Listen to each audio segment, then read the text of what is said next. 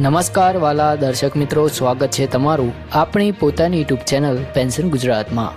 તો મિત્રો, આજના આ ખાસ વિડીયોમાં આપણે વાત કરવા જઈ રહ્યા છીએ પેન્શનરો અને નિવૃત્ત કર્મચારીઓ માટે આવેલી એક મહત્વપૂર્ણ જાહેરાત વિશે।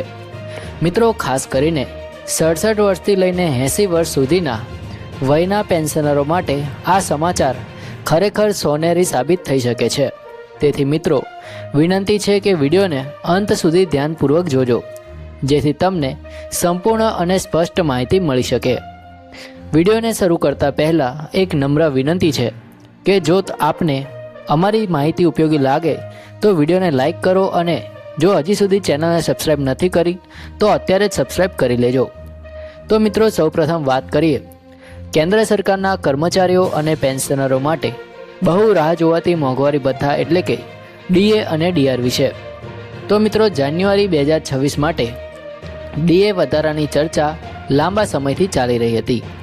જો કે સામાન્ય રીતે આ વધારો માર્ચ મહિનામાં જાહેર થાય છે, પરંતુ તે જાન્યુઆરીથી અમલમાં ગણવામાં આવે છે। તાજેતરમાં લેબર બ્યુરોએ ડિસેમ્બર 2025 માટેનો AICPIW ડેટા જાહેર કર્યો છે, જેના આધારે હવે એવું માનવામાં આવી રહ્યું છે કે ડીએ અને ડીઆરમાં 2% સુધીનો વધારો થઈ શકે છે। મિત્રો, અહીં મહત્ત્વની વાત એ છે કે 7મા પગાર પંચનો કાર્યકાળ ડિસેમ્બર 2025માં પૂર્ણ થઈ ગયો હોવા છતાં પણ જ્યાં સુધી 8મા પગાર પંચની ભલામણો અમલમાં ન આવે ત્યાં સુધી ડીએની ગણતરી 7મા પગાર પંચના મૂળ પગાર પર જ કરવામાં આવશે। એટલે કે કર્મચારીઓ અને પેન્શનરો બંને માટે ડીએ અને ડીઆરનો લાભ યથાવત રહેશે।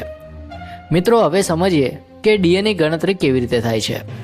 તો મોંઘવારી ભથ્થું કર્મચારીઓને વધતી મોંઘવારી સામે આર્થિક રાહત આપવા માટે આપવામાં આવે છે।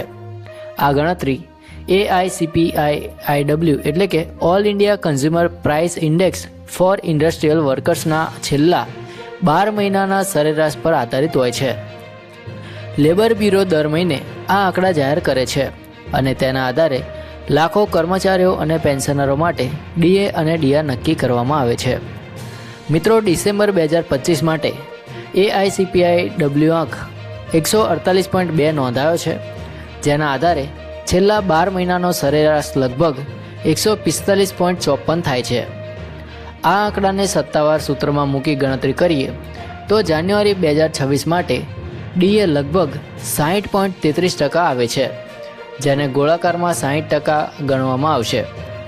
હાલ ડીએ 58% છે, એટલે સ્પષ્ટ છે કે આ વખતે 2%નો વધારો થવાની પૂરેપૂરી સંભાવના છે।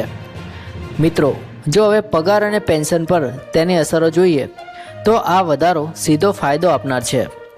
મિત્રો, ઉદાહરણ તરીકે જોઈએ તો જેમનો મૂળ પગાર 20,000 રૂપિયા છે તેમનો કુલ પગાર 58% ડીએ પર 31,600 રૂપિયા થાય છે, જ્યારે 60% ડીએ પર તે 32,000 રૂપિયા થશે, એટલે કે દર મહિને 400 રૂપિયાનો વધારો।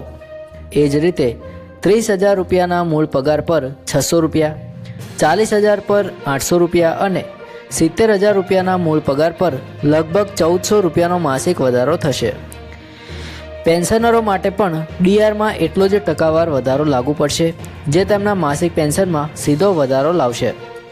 એકંદરે જો જોઈએ તો કેન્દ્ર સરકારના કર્મચારીઓ અને પેન્શનરોનો વાર્ષિક ધોરણે લગભગ 4,800 રૂપિયાથી લઈને 24,000 રૂપિયા સુધીનો વધારાનો લાભ મળી શકશે। જો કે મિત્રો, આ તમામ ગણતરીઓ અંદાજ પર આધારિત છે અને સત્તાવાર જાહેરાત પછી જ અંતિમ આંકડા સ્પષ્ટ થશે, પરંતુ હાલના સંકેતો મુજબ ડીએ વધારાની જાહેરાત માર્ચ 2026માં કદાચ હોળી પહેલાં પણ થઈ શકે છે। તો મિત્રો, આ હતી આજની મહત્વપૂર્ણ માહિતી, જે ખાસ કરીને પેન્શનરો અને નિવૃત્ત કર્મચારીઓ માટે ઉપયોગી છે।